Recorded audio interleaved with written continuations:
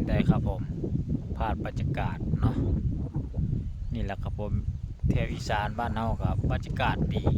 ช่วงเช้าๆเนาะครับผมลมพัดเย็นสบายบวกกับแม่น้ำและภูเขานี่เทือกเขาภูพานสกลนครครับผมมองจากระยะไกลก็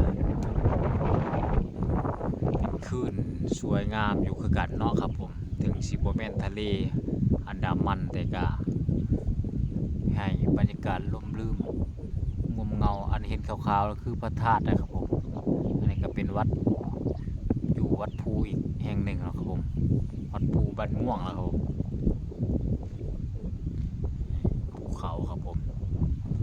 รอบๆเลยวัดตัวนั้นนี่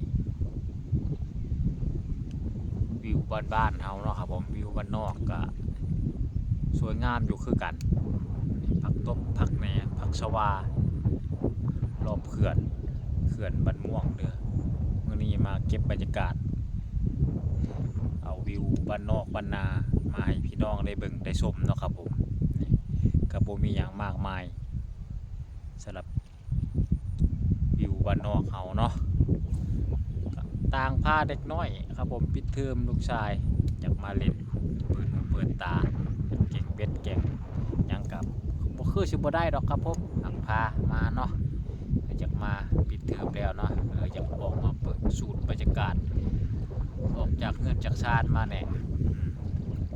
เจียงญี่ปุ่นแหละสิถือบ่ถือมันยังขับอยู่นี่ไม่มีอะไรเงียบกริบแกงเป็ดเหยื่อปลอมนะครับผมพอดอกจักสิถือบ่ถือดอกในน้ำก็มีปลาอยู่เนาะจักสิกินบ่กินปลาก็เป็นตาสิบ่ได้ส่งหรอกผมเบิ่งแล้วมาหาประสบการณ์เนาะซื้อเบ็ดมาแล้วก็ผมเพื่อมาหาประสบการณ์ให้กับชีวิตนะครับผมเนาะเปิดตาเนี่ยว่าจะอยู่แต่ในเงินในชาลายไปหาสู่โลกภายนอกบ้างนี่แหละครับผมชีวิตของเด็กบ้านนอกเนาะออกมาสูดอากาศบริสุทธิ์อากาศแจ่มใสบ่ได้ดอกครับปูปลาเชื่อหาประสบการณ์ชีวิตนะครับผมโอ้สันเขื่อนครับผม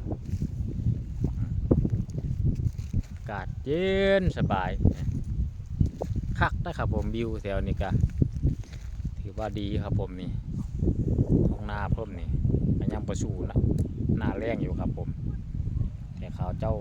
มีน้ำเขื่อนมีน้ำคลองปล่อยออกไปได้ครับผมออกไปปุ๊บเขื่อนนี่ก็กว้างพอสมควรเด้อผมว่าเชียวผมเลาะไปพุ่นละสุดไปพุ่นละ